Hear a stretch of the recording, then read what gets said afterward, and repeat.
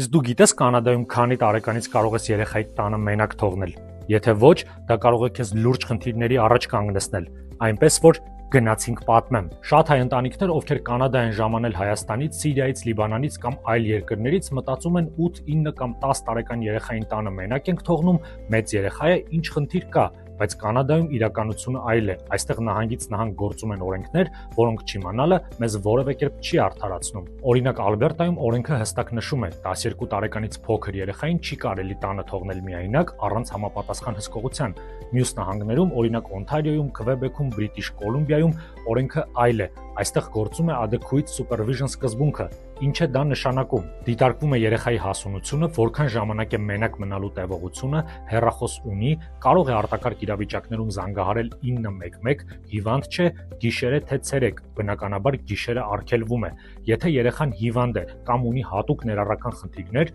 նույնիսկ 13-14 տարեկանում տանը մենակ թողնել չի կարելի։ Շատ կարևոր հարց։ Իսկ ինչ կլինի, եթե տանը մենակ թողնենք, օրինակ հարևանը զանգահարի ոստիկանություն, որը Կանադայում բացառված չէ, նույնիսկ նորմալ է։ Եթե պարզվի, որ երեխան եղել է վտանգի մեջ կամ հնարավոր էր առաջանալ մի այնպիսի իրատեսական վտանգ, բայց անկախ հանգամանքներից բախտի բերմամբ ոչինչ էլ չի պատահել, այստեղ միջամտում է Child Protection-ը, երեխաների պաշտպանության ծառայությունը, ովքեր ծնողից վերցնում են բացատրություն, բացվում է քեյս, եւ եթե ապացուցվի, որ երեխային տանը մենակ թողնելը եղել է ծայրահեղ անհրաժեշտություն եւ այլ որևէ տարբերակ չի եղել, ներում են։ Մնացած դեպքերում կիրառվում է ժամանակավոր պաշտպանողական միջոցներ։ Եվ հիմա շատ կարևոր մաս. կարող եք երեխային մենակ թողնել ավտոմեքենայի մեջ։ Շատ նահանգներում սա համարվում է լուրջ ռիսկային, հատկապես երբ եղանակային պայմանները վտանգավոր են, ձմռանը ցուրտ է, ամառը գերտաքացում։ Եթե երեխային մենակ թողնեք ավտոմեքենայի մեջ, որևիցե մեկը տեսնի, լուսանկարահանի եւ ահազանգի ոստիկանություն, այստեղ եւս լուրջ խնդիրներ կառաջանան։